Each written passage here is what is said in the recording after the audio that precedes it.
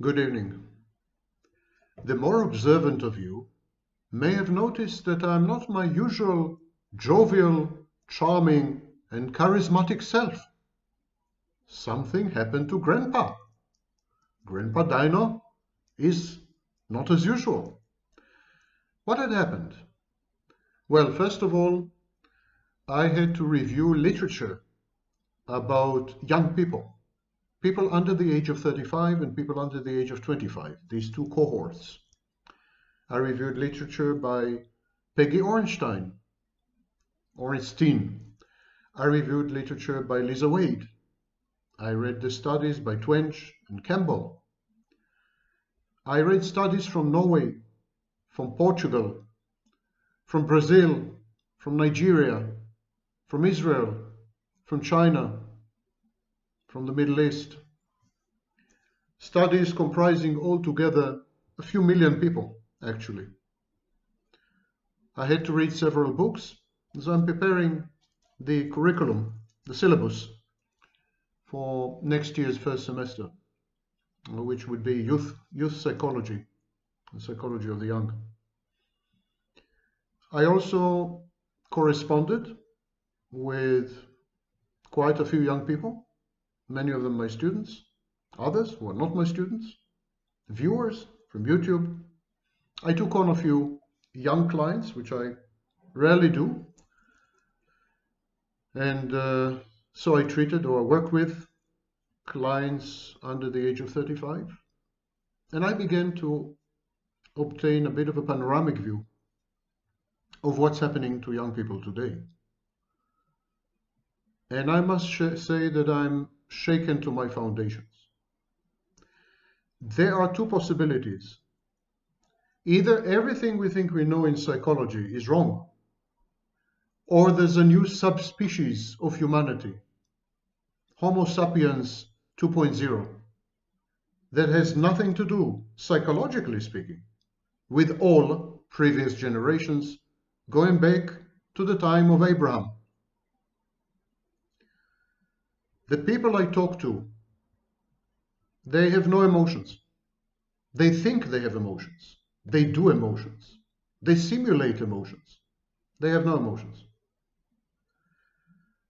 The people I talk to, the people I read about, what the studies show, these people have sex without commitment, without emotion. They openly admit that the sex is perfunctory, fast, meaningless. In 20% of the cases, they don't know the name of their sexual partner. They regard the partner's body as a masturbatory tool for masturbation, a dildo or a sex doll. They pass each other like ships in the night. They don't really communicate. I went through a treasure trove, a database, a hoard of chat transcripts. It's an abomination. There's no real communication at all. So they have no emotions. Their sex is mechanical, short, brief, disappointing. Many of them abstain from sex altogether. The rate of relationship failure in this group under age 35, the rate of relationships failure is mind-boggling. First of all, they have an average of 9 relationships before they reach 30. And what they call relationships is also in great doubt and question. But even these ersatz, fake, imitation relationships don't work. All of them fail with no exception. The rate of marriage, which is a proxy for relationships, you don't have to get married to have a relationship, of course, but it's a good proxy. It's a good kind of standard, good test. The rate of marriage has collapsed precipitously. Precipitously. A huge portion of these people live as singles, most of their lives actually. There's a hookup culture that is only on paper. They don't even hook up anymore. It's a psychopathic landscape, absolutely psychopathic landscape, devoid of empathy, devoid of connectiveness, devoid of emotions, devoid of meaningful sex, devoid of meaning at all. Rates of anxiety and depression among these age groups have quintupled, and this was 3 years before the pandemic. We know that the pandemic has tripled this rate. Addictions, 40 million people in the United States alone are constantly drunk, in a state of inebriation as defined by the relevant psychological authorities. More than half of young people binge drink to the point of alcoholic blackout every single week. They're aimless. None of them is excited by the future. They go through the motions. They're zombified. They're the walking dead. Of course, the recession didn't help. The Great Recession, the pandemic didn't help. But previous generation had similar minor events like World War II and the Holocaust, you know? I don't buy this. They had the Great Depression. They had the Spanish flu. They had we've all gone through things. I personally went through 4 wars, I don't buy this. That these two seismic, cataclysmic events, I'm not underestimating the magnitude and the severity and the enormity of these events, but history is replete with such events. These people are atomized completely. Their main sexual activity is masturbation. Their main mode of communication is online, and then they chat. A textual analysis revealed that 91% of all chats are comprised of one-liners and emojis, and the average length of the one-liner is 3 words. They had lost language. They had lost the capacity of language, which had distinguished us as a species from animals. Luckily, they still walk erect, bipedal on two legs. I am really in a horrible state of mind, having been exposed to this data. Horrible. Because, I came across all these studies before, but I never had to kind of immerse myself, drown myself in this sea of information. Anything from Tinder to dating, from dating to sex, from sex to communication, from communication to marriage, from marriage to relationships, etc., etc., etc. It's an utterly dystopian scene. Dystopia is here. It's not science fiction anymore. And it is the reality of these young people. I'm not talking about parameters like porn consumption and so on and so forth. This is not a value judgment. I don't judge one-night stands. My generation had invented them, and I had my share, honestly. It's not a value judgment. It's not what they do. It's how they do it. They are sleepwalking. They're sedated. It's an anesthetized generation or generations. Now they go through the motions. They participate in all the right victimhood movements, and they spew out the slogans, and they march and everything. But even this feels very fake, very narcissistic, very imitative. It's like mimicry. It's not the real thing. I witnessed the real thing in the 60s. This is not the real thing. I can tell the difference immediately. This is a show. It's a spectacle. They're showing off in every way. It's like made for the media thing. It's like an HBO production, Game of Thrones. I can't find a single point of light in this picture. I couldn't. Even the levels of literacy had collapsed completely. About 40% of this generation cannot properly read a label on a bottle. That's how bad it is. Well over 50% of them hadn't touched a book ever. The average number of books was 1.3. Okay, forget books. What do? About 5 hours? Video games. Rest? Surf the internet. What do they surf? Do they educate themselves? Do they? No. You know what they're doing. Their head is filled with trash. It's terrifying, honestly. If this is the custodian of the future of the human species, it's terrifying. Terrifying. In measures of critical thinking and analytical thinking, in tests applied to the majority of these, members of this generation, I'm sorry. I mean, they don't know, according to these studies, they have no idea how to think critically or analytically. They don't know the most basic syllogisms. They don't even know what is a syllogism, of course. They don't know how to think. They had lost this art, this faculty. The thinking is beyond them. They regurgitate, they emulate, they imitate, they follow like a herd of Flemings. They follow gurus, business coaches, dating coaches, all kinds of mystics, and that's it. They don't even do it the way we did it in the 60s, when we did follow such figures, but we had written books. I mean, they don't do it in an active way. They do it like as though they are, lethargically. It's like a drug-induced thing. It's like they're stoned all the time.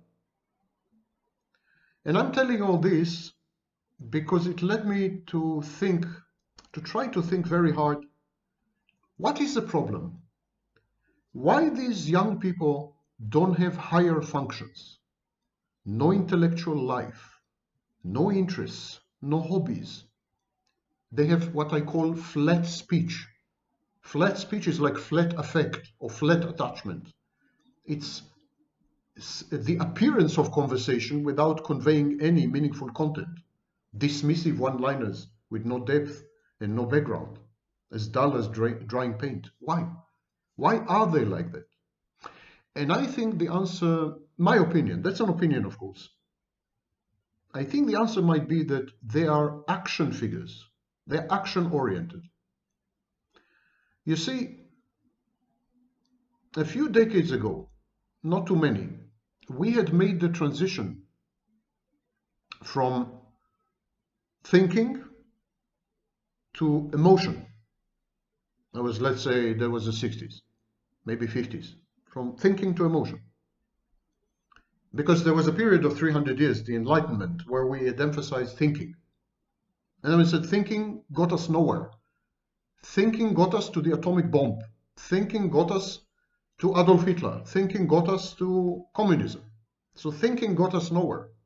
Let's try emotions and feelings. And so for a few decades, we tried emotions and feelings. And it got us nowhere. And so we settled on distractions, on entertainment, on leisure, on action. We are obsessed with action, especially the young generations. That's why you can't see a young person without his face buried in a smartphone and his thumb overactive. Action follows us everywhere. Action is in our pockets. Action is in our ears. We are constantly active. But you see, this is something psychology teaches us. I started this diatribe by saying that what we are learning about the young generations defies everything we thought we knew in psychology. Because we believe that relationships are important. We believe in psychology that relationships actually create the self. The self is relational. It's an outcome of relationships. We believe that sex is always meaningful even if it's a quickie. We believe that, we believe that, intellectual stimulation is like hunger. You can't do without it. And all our thinking in psychology, all our theorems, all our hypotheses, all our theories are dying, slaughtered by the young generations. Their psychology has yet to be captured. Because everything we teach in universities from textbooks does not apply to the young. And I can see my young students gazing back at me with derision in their eyes, mocking me openly. When I tell them, for example, sex always has an emotional aspect because of hormones, they laugh. They don't know what the heck I'm talking about. Or when I say, relationships are very important, and they say, well, relationships always end badly. Better not to have them. Or when I say you should read, why? What for? So everything we thought we knew in psychology and everything we are teaching is obsolete.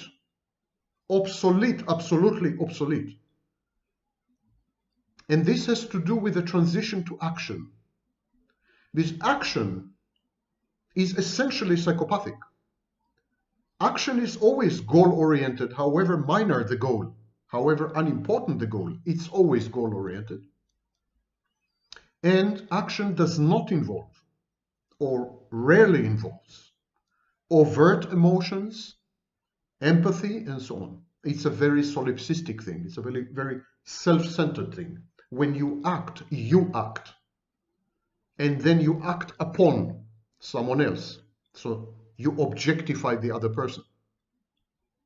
In an age where only action matters, where feelings and emotions are a threat because they always result in pain, where communication had been rendered virtual and simulated, where other people are avatars on Tinder, in this kind of generation, this kind of period in history, the basic components of the human mind, cognition, emotion, empathy, relational object relations, they're irrelevant.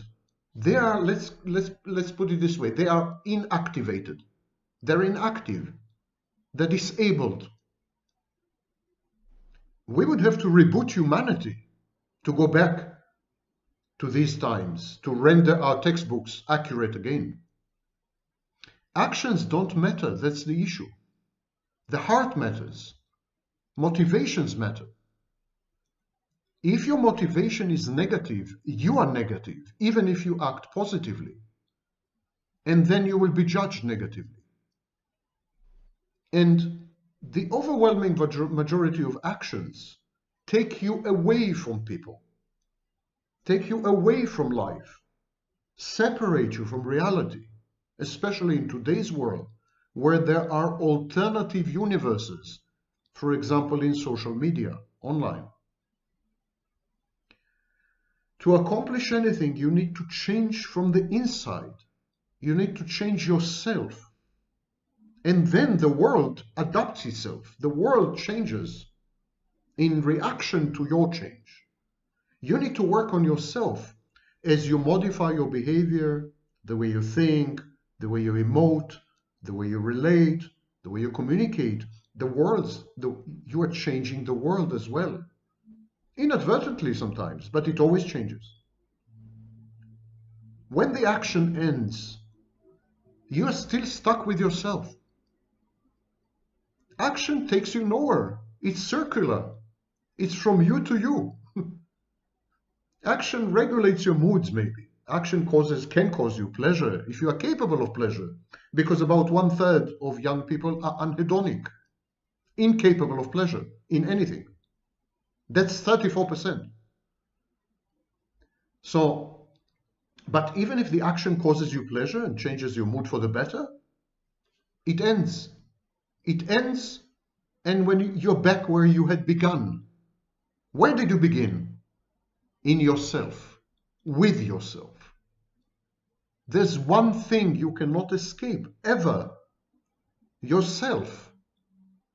Working on yourself is a good project if it is not tinged with anxiety or with negative emotions like pain aversion, avoidance, envy, the wish to show off, grandiosity, or fear. You can improve, you can change, you can reach for goals, and you can modify your behaviors, even your cognitions and emotions. But not if you start from negative territory. And we all know, for example, that social media is constructed on negative motivations, envy, competition, comparison. So we are flooded with negativity, negative news, negative platforms, negative technologies, negative human relations, whatever is left of them. So we're surrounded with negativity, and we develop negative motivations. And we think that negative motivations can lead us to a positive territory. Never. Never, ever. These are the outcomes of catastrophizing. They lead to negative territory, never to positive territory. Out of love you should act. Out of pleasure, out of curiosity, out of wonder, out of the miracle that is reality. You should never act with a gun to your head. The same action exactly is experienced very differently if you do it for a loved one or if you do it for your boss whom you fear because he's a bully. The same action, exactly.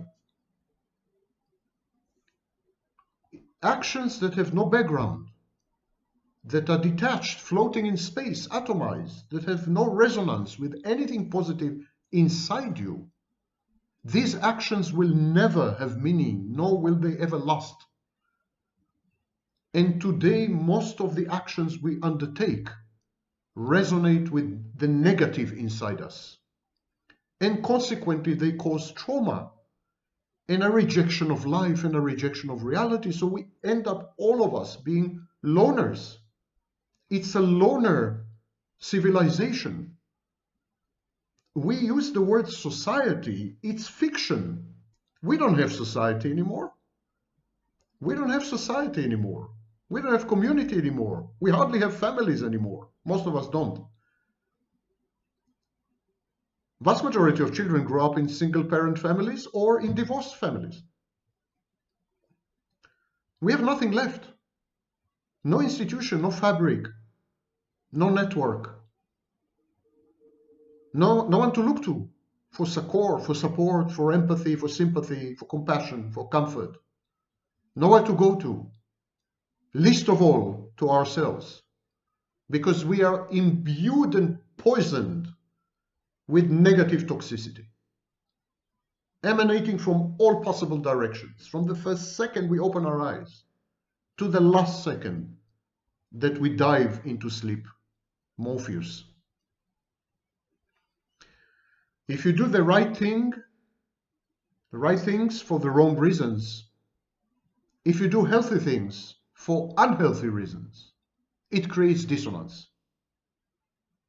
Even the right actions done for the wrong motivations create dissonance. And where there's dissonance, there's no happiness, there's no pleasure, there's no satisfaction, there's no gratification, there is no future, there is no horizon, there is no hope and no belief and no nothing. There's nothing. It's a culture of nihilism. It's a culture of nihilism because the only thing left is nothing, not nothingness, which is positive, emptiness, which is negative. It's the malignant form of nothingness. It's the void. We are all floating in deep space, about to be disconnected from our oxygen tanks, about to be untethered from the mothership. It doesn't get you anywhere. What's wrong with me, you ask? I'm doing all the right things. I'm doing everything I can. I'm doing all the right things, but it's not getting me anywhere. Why? Why you insist? What's wrong? Probably something's wrong with me. Hence, mental illness. The internalization of guilt, of anomie, of the external disintegration. As your environment disintegrates, you disintegrate. There's no animal without ecosystem, and there's no human being without an ecosystem. When things fall apart around you, you fall apart. When people divorce, they fall apart. The marriage falls apart, they fall apart. And now everything is falling apart. And everything is falling apart because we had forgotten, the young generations had forgotten the art of connecting, the art of emoting, the search for meaning. They had rendered their lives worthless, dispensable, disposable, interchangeable, commodified, ugly. There's no beauty. It's ugly. It's simply ugly to behold. The young generations are repulsive. I'm repelled. You remember in my video yesterday? I feel the need to take a shower after each study. How do they survive? Or shall I ask, do they survive? And they ask themselves, what's wrong with me? What's wrong with me? What's wrong with me? Because they keep failing. They keep failing because our basic equipment is still the same. The programming is wrong. We've gone awry. We've gone to the wrong path. We've taken the wrong fork in the road, not with regards to the hardware, with regards to the software. Instead of doing right things, instead of acting, focus on getting the right motivations. Focus on feeling, not on acting. Focus on positivity, not on acting. Action it will not get you anywhere. Action that is not dictated by emotion, determined by emotion, respondent to emotion, resonates with emotion, is meaningless. And in the absence of meaning, we are animals. And here's the news, the breaking news. We are very, very badly designed, inefficient animals. The only thing that keeps us alive is the meaning, the narratives that unite us. We need emotion and cognition, and we need these emotional and cognitive orientations to motivate our actions, because we need a story to glue us together. If we lose this glue, as we are doing acceleratingly fast, the moment we lose this glue, finally, irrevocably, irretrievably, we are doomed as a species, because we are not as fast as the cheetah. We don't have as much fur as the buffalo. We don't have strength. We don't have nothing. We are very, very weak animals. And so our action should be predicated on emotion and cognition, our two prefrontal cortex advantages. Cognition-inspired emotion and cognition. Don't follow algorithms. Don't automate. Don't obey commands. Don't adhere to recipes, like in religion or self-help books. Human beings are not dishes. You can't cook them the same way each and every time. And as long as you don't change your motivation, your emotional landscape, your background, no action will get you anywhere. Young people put the cart before the horse. Emotion comes first. Emotions come first. Actions follow. Actions don't create reliable long-term emotions, which create reliable long-term actions. Actions don't lead to the kind of emotions that perpetuate action. That's why most of the young today stop midway. They don't finish their studies. They don't consummate their relationships. They don't create families. They don't create, period, not only families. Because they can't get to the finish line. Their actions are wrongly motivated, so they don't lead to additional actions. But emotions lead to reliable long-term actions. And these actions enhance the emotions, which lead to more actions. And this is a virtuous cycle. Ask not what you need, but what you need to feel. Ask not what to do, ask why to do. Feel anything positive. Love if you can, if you're lucky enough. Feel love, reach out. Reach out to intimate partners, to friends and family. These are the defaults. Reach out to life. Reach out to reality. Yes, with the pain, with the hurt, with the blood, with the body parts. Reach out. Touch. Let it touch you. Negativity can take you a long way, don't misunderstand me. Look at Adolf Hitler. He became the king of the world. Negativity took him there. Most negative person to have ever lived. But then, how did he end? How did Germany end? How did Europe end? And how did the world end? Japan, for example. Negativity takes you only so far, up to a point, and then it ends badly. Then you implode. Then you disintegrate. Then you fall apart. Then there's nothing left of you, not even your self-respect and dignity. Then you give your body away. You give your mind away. You give your body away to strangers. You give your mind away to drugs and alcohol. You forget. You forget to exist. You go through a process of unbeing rather than a process of becoming. Negative emotions are not glue. They're explosives. Positive emotions are glue. Negative emotions are explosives that tear things apart. Actions dictated by negative emotions are destructive actions, even if they seem to be the absolutely right and healthy actions. Do not fear hell, but love God if you're religious. Negativity and constriction, limitation of life, narrowing life, these are choices, not circumstances. Everything we do in life is a choice, mate selection, to have or to not have children, to write a book or not, to sleep or to watch a movie. Can you conceive of anything that is not a choice? I cannot.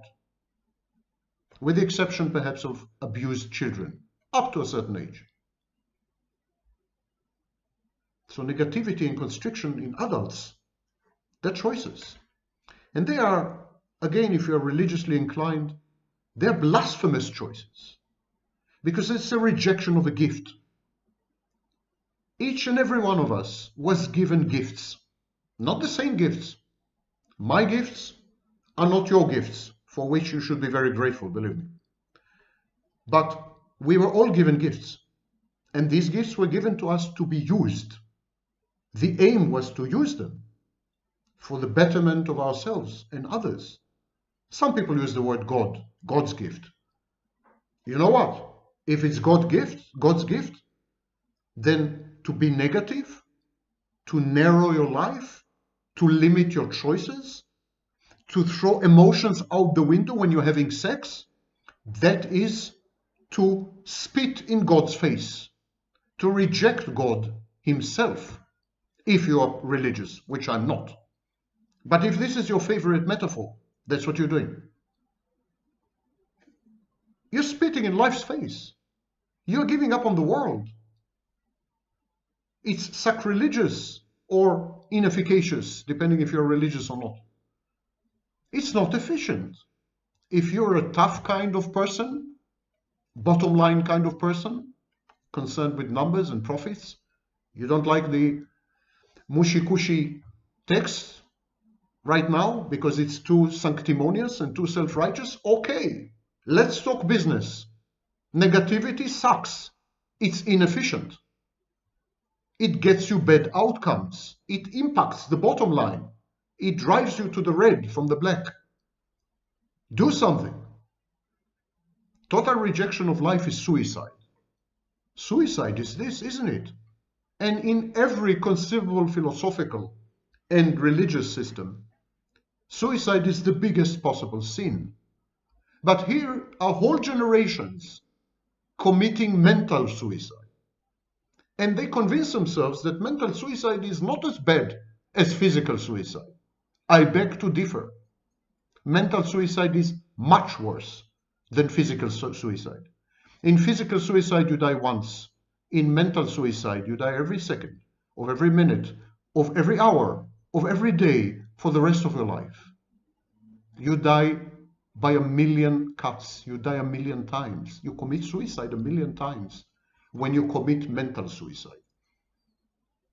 Every time you suspend yourself, every time you suspend your being, your judgment, your cognition, your emotions, your self-respect, and then you just throw yourself as so much trash into something, casual sex, reckless behaviors, counterproductive or self-defeating choices.